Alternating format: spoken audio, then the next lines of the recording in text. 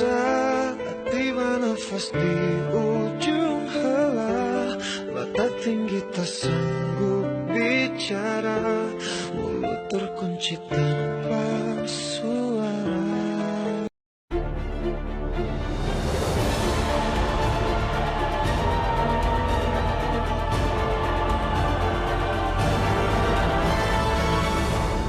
Musuh Islam. Hari ini kebenaran dan kebatilan akan terjawab. Saat ini umat Islam akan bangkit menentang musuh. Kebenaran menyerlah, kebatilan menjadi sirna. Siapakah Tuhan yang sebenar?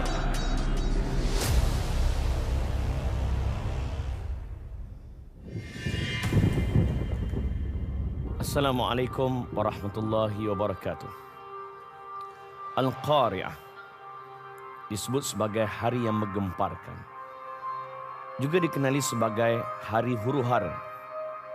Malah disebut sebagai hari yang penuh kelam kabut. Hari itu merujuk pada hari yang kita wajib beriman, iaitu hari kiamat. Hari kiamat adalah hari yang pasti berlaku. Tetapi persoalan yang paling besar, adakah kita sudah bersedia? Pada malam ini, Al-Qari'ah, kita akan membongkarkan agar kita dapat melihat dengan mata dan hati tentang peristiwa Al-Malhamah Kubra. Disebut sebagai peperangan yang besar. Ada hadis yang diriwayatkan oleh Muslim. Nabi sebut, "Taghzunar Rum, summa taghzunar Rum, fataftahu Allah." Maka perangilah Rom, Allah akan menangkan mereka. Summa taghzunad Dajjal, fataftahu Allah. Kemudian perangilah Dajjal, maka Allah akan menangkan mereka. Persoalan pertama untuk Datuk Bad, adakah peperangan yang disebut dalam hadis tersebut merujuk kepada peperangan Yarmouk, ataupun perang Ain Jalut, ataupun perang Hithin, ataupun mana-mana perang yang sudah ada? Datuk Bad, kami mohon pencerahan. Salah satu daripada petanda kiamat semakin dekat akan berlakunya Malhamah Al-Kubra. Satu peperangan yang begitu dahsyat yang tak pernah tergambarkan di dalam sejarah.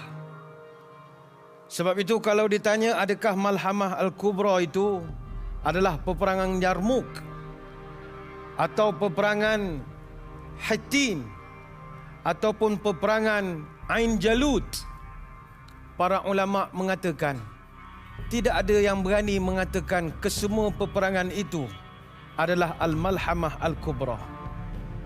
Kerana Al-Malhamah Al-Kubra merupakan pertentangan yang sangat dahsyat antara dua kumpulan, iaitu antara orang-orang beriman yang terpilih menentang pasukan yang dipimpin oleh Dajjal. Sehingga kan kata setengah pengkaji, Al-Malhamah Kubra ini adalah perang dunia yang ketiga. Ketika itu berlakunya nuklear holocaust. Perang dalam bentuk yang tak pernah digambarkan. Sehingga Nabi menyatakan burung-burung akan mati tatkala menempuh kawasan peperangan tersebut. Kalau dikatakan peperangan itu berlaku di Rom, maka di manakah letaknya Rom itu sekarang? Para pengkaji mengatakan kerajaan Rom yang ada di timur dan yang ada di barat itu berbeza. Yang di timur hari ini dikenali sebagai Konstantinopel ataupun Istanbul. Tapi ada pun Rom barat yang hari ini telah tidak ada, maka anak cucu mereka lah hari ini merupakan cikal bakal kepada para kaisar, para bangsawan di negara Rusia.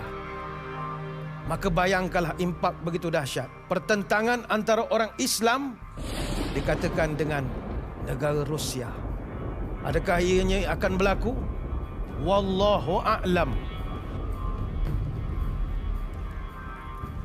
Peperangan di Syria yang sudah berlangsung bertahun-tahun, malah jumlah yang terkorban menelan jutaan rakyat di Syria.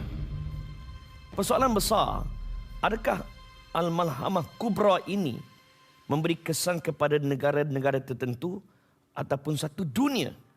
Dan benarkah, Dr. Luqman, ada yang mendakwa peperangan di Syria yang sangat teruk dan tidak berkesudahan hari ini adalah tanda-tanda itu merujuk kepada Al-Malhamah Al-Kubra? Dr. Luqman. Dan disebut dalam riwayat-riwayat yang jelas bahawa Al-Malhamah Al-Kubra ini adalah bermula disebabkan oleh kumpulan Islam dan juga kumpulan bukan Islam, iaitu daripada golongan salib bergabung. Tetapi bergabung ini dengan tujuan untuk mereka memerangi satu kuasa yang lain, iaitu kuasa yang tidak bertuhan, musyrikin yang tidak percaya kepada Tuhan, yakni Allah. Akhirnya Allah telah memenangkan golongan ini, yang asalnya peperangan ini bermula di Dabiq, Syam. Syam adalah di Syria sekarang ini. Dan tuan-tuan, apabila kegawatan ini berlaku dan dimenangi oleh golongan Islam dan juga tentera salib ini, akhirnya mereka naik di atas bukit. Di atas bukit ini mereka mengatakan, Yahya Salib, Yahya Salib. Mengibarkan bendera mereka, kami menang. Walhal mereka menang juga bersama dengan orang-orang Islam. Maka dengan sebab itu orang Islam marah. Bila marah, akhirnya berlakulah pertempuran seterusnya selama 4 hari.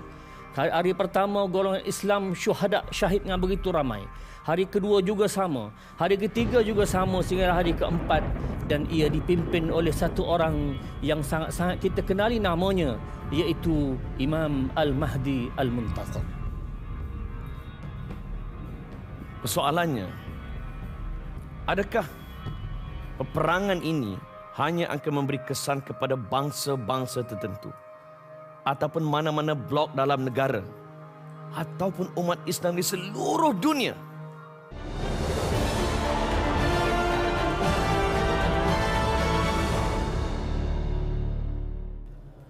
Al-Malhamah Al-Kubra. Apabila Dr. Luqman menyebut bahawa ia tidak merujuk kepada perang di Syria, apakah lagi peperangan yang lebih dahsyat dari perang di Syria? Sejauh manakah kesan impak yang berlaku hasil daripada Malhamah Al-Kubra kepada dunia? Datuk Bat tadi telah memberi sedikit gambaran. Kami mohon untuk beliau memberikan lebih terperinci kesan dan impak Malhamah Al-Kubra kepada seluruh dunia. Datuk Bat, tafadhal mashkura. Kalau kita merujuk di dalam Quran, ada satu surah namanya surah At-Tin. Allah Ta'ala menyebut beberapa kalimat. Wat-tin, waz-zaitun, wa-turi sinin, wa hazal baladil amin. Walaupun ayat ini diterjemahkan menggunakan nama buah-buahan, buah tin, buah zaitun, bukit Sinai, tetapi barang perlu diingat, Al-Quran bukan katalog menjual buah-buahan. Tapi Tuhan ingin memberi isyarat beberapa negara yang memiliki buah-buahan tersebut akan ditimpa sesuatu kepada mereka. Pertama, Watin. Negara yang paling banyak buah tin adalah di Syam ataupun di Syria sekarang. Wazaitun. Negara atau lembah yang paling banyak buah zaitun adalah di Palestin sekarang. Wa Turi Sinin, Bukit Sinai yang terletak di Mesir sekarang.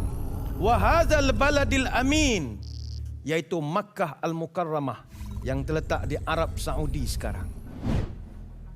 Keempat-empat negara inilah sedang mencipta sejarah mereka yang tersendiri. Bermula daripada Arab Spring sampai saat ini belum pernah tenang. Semuanya berpunca daripada pergolakan demi pergolakan demi pergolakan. Sebab itu konflik di Syria, walaupun skalanya hanyalah dalam konteks Syria sahaja, tetapi dalam tempoh 8 hingga 9 tahun ini telah memberi kesan kepada politik dunia. Berapa ramai daripada kalangan penduduk-penduduk rakyat Syria bertebaran di seluruh dunia menjadi pelarian dan mencari suaka politik. Sebab itu bayangkanlah, dalam keadaan konflik Syria itu sudah kita rasakan begitu besar, lalu bagaimana dengan peperangan yang lebih besar daripada itu, yaitu Al-Malhamah Al-Kubra, yang mana Nabi SAW menyebutkan dalam pelbagai hadis, ketika itu kita dan pihak musuh akan serang habis-habisan, sehingga kan kalau ada batu pun tempat mereka bersembunyi, batu itu akan memanggil kita, mengatakan belakang mereka ada musuh. Bayangkanlah betapa besarnya peperangan tersebut.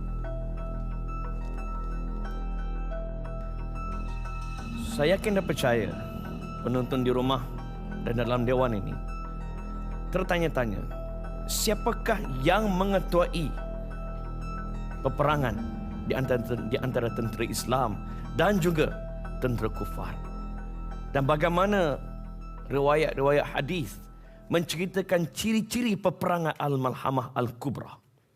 Datuk Luqman, para penonton menantikan jawapan.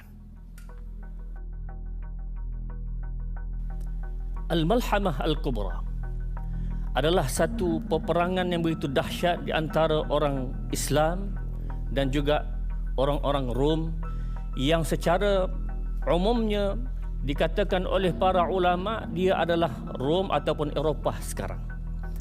Dan peperangan ini diketuai oleh, sebagaimana yang telah disebutkan tadi, iaitu oleh seorang imam yang kita nanti-nantikan, iaitu Al-Mahdi. Dan Al-Mahdi ini adalah berketurunan Nabi sallallahu alaihi wasallam. Dalam versi Ahlus Sunnah, dia adalah keturunan Al-Hasan, Sayyidina Ali dan Nabi sallallahu alaihi wasallam. Bila berlakunya kegawatan yang begini sekali antara tentera Islam dan tentera kufar ini, maka golongan-golongan musyrikin, golongan-golongan Romawi ini, Eropah ini akan bergabung, sehingga mereka membawa 80 ketumbukan tentera daripada 80 negara. Dan setiap satu ketumbukan itu mewakili 12,000 orang. Dan tidak diceritakan dengan jelas dalam riwayat berapa pula daripada golongan orang Islam. Tetapi kebanyakannya telah disebutkan dalam ayat Al-Quran. A'udzubillahi minasyaitanirrajim. Kam min fi'atin qalilatin ghalabat fi'atan kathiratan biiznillah. Golongan sedikit itu akan mengalahkan golongan yang ramai. Dan akhirnya Islam memenanginya dalam keadaan kematian syahid yang begitu ramai, yang tinggal hanya lebih kurang 2,000 orang lebih. Itulah yang menjadi tentera Al-Mahdi. Kita sudah didedahkan apakah itu Al-Malhamah Al-Kubra. Kita mula menginsafi bahawa ia pasti berlaku. Kita mula mengenali siapakah tentera-tentera kufar yang akan memerangi umat Islam. Persoalannya, apakah yang perlu dilakukan oleh kita semua orang-orang biasa, masyarakat awam, umat Islam dalam mendepani ujian ini sebelum menjelangnya kiamat? Nantikan, sudah pastinya, ya Al-Qari'ah. Sebagai seorang bapa, saya merisaukan apakah yang perlu saya lakukan untuk melindungi anak-anak saya apabila menjelangnya Malhamah Al-Kubra. Begitu juga penonton di rumah, begitu juga anda di sini. Justru, apakah yang perlu kita lakukan sebagai persediaan dalam mendepani peristiwa fitnah ini? Datuk Bat, kami mohon sedikit nasihat kepada Datuk Bat sebagai bekalan untuk kita semua pada malam ini. Silakan. Dalam menghadapi Al-Malhamah Al-Kubra, barang perlu diingat, bila kita berada di penghujung zaman, manusia akan kembali ke zaman batu. Kita akan kembali hidup seperti orang zaman dahulu kala. teknologi sudah tidak ada. Alat-alat canggih sudah tidak wujud lagi. Manusia kembali cara hidup kampung. Maka pertama, kalau persediaan kepada anak-anak kita, ajarlah kepada mereka skill kelangsungan hidup. Bagaimana untuk hidup. Cara membuat api, cara mencari ikan di sungai, cara untuk mencari makanan di hutan. Di barat, setiap hari mereka mengajar anak mereka untuk survival skill. Kerana mereka benar-benar buat persediaan. Dalam satu hadis, Nabi sampaikan menyebut, di akhir zaman nanti, khairu malil muslim ghanamun yatba'u biha sya'ful jibal. Harta paling baik ketika dunia nak kiamat, kata Nabi, adalah seorang yang membela kambing. Kenapa? Ketika itu kedai-kedai tutup. Orang yang memiliki kambing paling beruntung kerana mereka ada bekalan susu, mereka ada bekalan makanan, dan kambing senang dibawa ke mana-mana.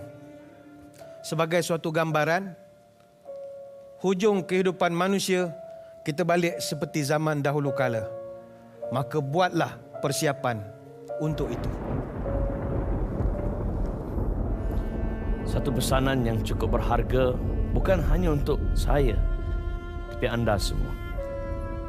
Sebagai akhirnya, Datuk Luqman, apakah khulasah, apakah ibrah, kesimpulan dan pengajaran yang kita boleh ambil daripada peristiwa besar, iaitu Malhamah Al-Kubra, supaya kita labuhkan tirai Al-Qari'ah pada malam ini dengan semangat untuk membina ummah dalam menepani peristiwa menjelang kiamat. Menjelangnya Al-Malhamah Al-Kubra. Pada masa itu, kegawatan yang amat sangat ini akan dirasai oleh seluruh dunia. Dan orang-orang yang ikhlas hati dan jiwanya, maka akan terpanggil dengan sendirinya untuk bersama-sama dengan Al-Mahdi Al-Muntazar, untuk bersama-sama memperkuatkan kalimatullahi hiyal ulia, agama Islam, din yang mulia ini. Dan dengan sebab itu, tidak nak kita kena didik generasi kita, anak kita, cucu kita dan seterusnya, supaya mereka ini pertama sekali meletakkan agamanya di hadapan, bukan perkara lain.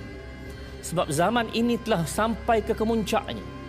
Antara contoh kemuncaknya ialah bagaimana disebutkan oleh Nabi sallallahu alaihi wasallam dalam hadis yang sahih berkenaan dengan Dajjal, iaitu Dajjal ini akan datang apabila Tasik Galili atau Tiberias mengering. Dan muslimin muslimat dirahmati Allah sekalian, tasik tersebut boleh saja dilihat dalam YouTube sekarang, sudah sangat-sangat hampir mengering, yang boleh dikatakan tidak berapa lama selepas ini Dajjal akan keluar. Semoga-moga kita tidak sempat bertemu Dajjal, kerana Nabi SAW suruh berdoa, Allahumma inni a'udzubika min fitnatil masih ad-dajjal. Ya Allah, jauhkanlah kami daripada fitnah al-masih ad-dajjal. Tetapi berikan agama kepada anak-anak kita, berikan salah kepada anak-anak kita, berikan zikrullah kepada anak-anak kita, kerana inilah makanan mereka semasa kedatangan Dajjal dan juga kehebatan Al-Malhamah Al-Kubra. Semoga Allah menyelamatkan saya dan tuan-tuan semua. Man arada dunya fa'alaihi bil ilm. Man arada al-akhirah fa'alaihi bil ilm. Man aradahuma fa'alaihi bil ilm. Jika kita mengkehendakkan dunia, kita mahukan pada ilmu. Jika kita mengkehendakkan akhirat, kita mahukan kepada ilmu. Jika kita mahukan kedua-duanya, kita mahukan ilmu. Al-Qari'ah memberikan pada anda ilmu, agar kita tak kala berhadapan dengan hari kiamat, kita bersedia. Sehingga kita jumpa lagi. Assalamualaikum warahmatullahi wabarakatuh. أعوذ بالله من الشيطان الرجيم بسم الله الرحمن الرحيم الحمد لله الذي بيده الكتاب ولم يجعل له عوجا قيما لينذر بأسا شديدا من لدنه ويبشر المؤمنين الذين يعملون الصالحات أن لهم أجرا حسنا ماكثين فيه أبدا وينذر الذين قالوا اتخذ الله ولدا ما لهم به من علم ولا لآبائهم كبرت كلمة تخرج من أفواههم إن يقولون إلا كذبا صدق الله